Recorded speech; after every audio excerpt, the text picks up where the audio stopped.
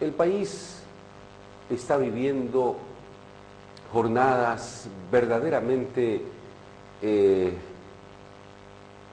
diremos así, complicadas, por no decir otra cosa. Hay un total caos en el país, un caos que nos hace recordar a las épocas de la UDP. Nos hace recordar las épocas de la UDP porque todos los días había manifestaciones, huelgas, bloqueos, amenazas de toda naturaleza. Quienes han vivido esa época deben recordar, entre el año 1982 y el año 1985. Pero en esa época había un gobierno izquierdista que tenía el poder ejecutivo, pero el poder legislativo, el Congreso Nacional, estaba en manos de la oposición. El EBNR, Acción Democrática Nacionalista, etcétera, etcétera, eran, diremos así, los controladores del poder legislativo. Entonces, si el gobierno proponía una medida económica, en el Congreso se lo trababan. Entonces, todas las iniciativas que partían del Poder Ejecutivo no tenían eco, no tenían posibilidades de ser aprobados. Y entonces la Central Obrera Boliviana en esa época cometió un error gravísimo. En vez de aliarse con el gobierno para lograr un equilibrio frente al Poder Legislativo, la Central Obrera más bien se convirtió en una especie de aliado no oficial de los MNRistas y los adenistas y comenzaron a atacarlo a Hernán Siles Zuazo. Duró apenas 3 años ese gobierno. Yo recuerdo todavía con mucha ilusión en mis épocas mozas del 10 de octubre, cuando escuchaba con esos 18 años encima, con atención, el discurso de don Hernán Siles Zuazo, cuando asumió el poder y dijo que en 100 días iba a solucionar los problemas económicos del país. Creo que él fue muy ingenuo, muy inocente o muy patriota y muy confiado, creyendo que él desde el gobierno, después de haber vivido épocas aciagas de dictadura, creyó que tal vez el poder legislativo iba a ser colaborativo y se equivocó. Hoy en día, a diferencia de esa época, el movimiento al socialismo tiene el poder ejecutivo, tiene el poder legislativo, tiene el poder judicial y el poder electoral bajo su control.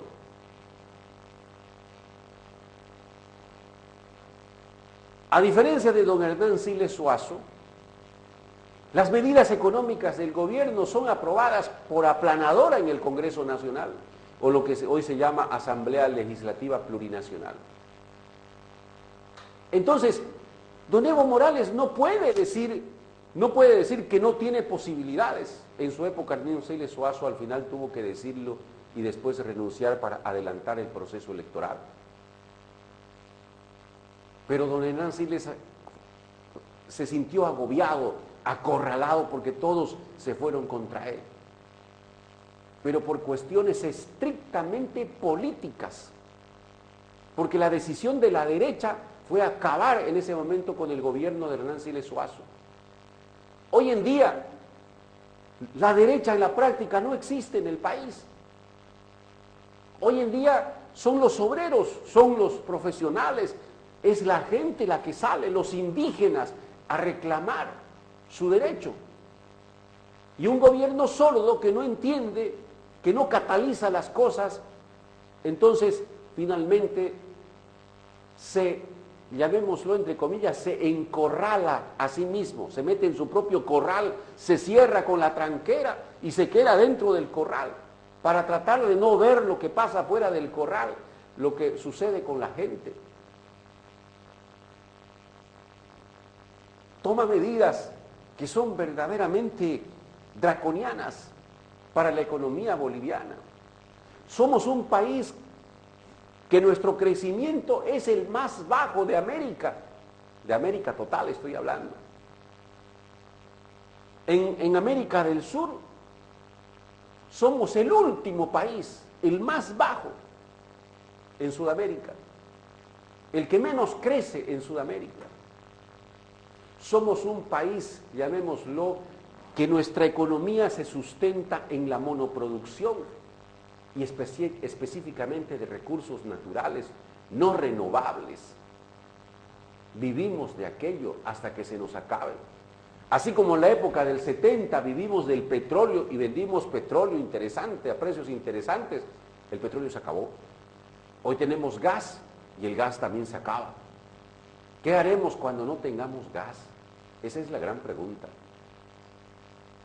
Pero lo cierto es que el país vive seriamente complicado.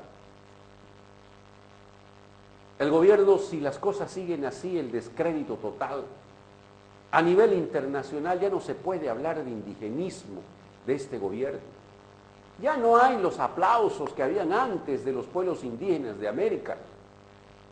Cuando don Evo Morales sale afuera, ahora ya no hay el respeto hacia la gente indígena, porque no representa a ello. Después de la brutal agresión contra los originarios en la marcha, en la 8ª marcha realizada el año pasado, y que después de esa marcha todavía se burle haciendo una otra ley para tratar de desprestigiar la marcha anterior y origina esta 9ª marcha. Don Evo Morales lanza un exabrupto y dice que gracias a Dios él no estudió en la universidad. Un presidente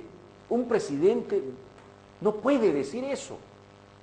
Le está prohibido decir eso. Por mucho que él crea que lo que dice está bien, jamás lo debe decir. Porque el templo de la sabiduría es justamente la universidad, donde se forman los revolucionarios. El 99% de los revolucionarios del mundo se han formado en las universidades.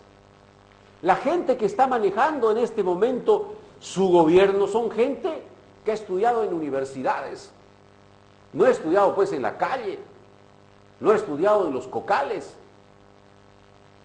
Esas cosas van a provocar un resentimiento del estudiantado universitario. Yo no creo que en La Paz más del 20% de los universitarios vote por don Evo Morales después de lo que dijo. No creo que los profesionales, salvo evidentemente los que necesitan una pega, no pasarán del 30% que vote nuevamente por don Evo Morales, después de aquel desprecio por los profesionales. La crisis en Bolivia ya no es político, sindical, económico, no, es una crisis institucional que estamos viviendo en Bolivia. Es una crisis de criterio, de pensamiento, de filosofía, o sea, la esencia del accionar boliviano. ¿Cómo pues un gobierno socialista va a aumentar horas de trabajo sin aumentar sueldo? No se entiende eso como socialismo. ¿Cómo un gobierno socialista va a decir que no quiere meterlo a los médicos en la Ley General del Trabajo? ¿Cómo un gobierno socialista que dice defender la naturaleza, lo que quiere es ahora perforar una de las mayores reservas naturales del mundo, el Tignis? Entonces, la filosofía está cautivada, es decir, está cautiva. La filosofía lo han puesto al rincón, lo han encarcelado y ahora está el pragmatismo puro del gobierno. Ser pragmático es decir, es ser práctico en lo que pretendo ser. Y el gobierno lo que pretende es buscar cómo quedarse en el poder pragmáticamente, y eso significa desechando a los adversarios, metiéndoles jueces, fiscales, etcétera, etcétera, para no tener nadie que se le oponga y querer perpetuarse en